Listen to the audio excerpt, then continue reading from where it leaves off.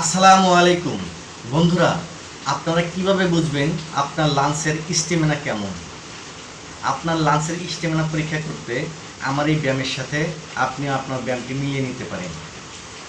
প্রথমে আপনি নিঃশ্বাস টান দেবেন 15 সেকেন্ড ধরে, তারপর 30 সেকেন্ড আপনি দমটাকে বন্ধ রাখবেন, আবার 15 সেকেন্ড ধরে দমটাকে ছেড়ে দিবেন, ঠিক এইভাবে।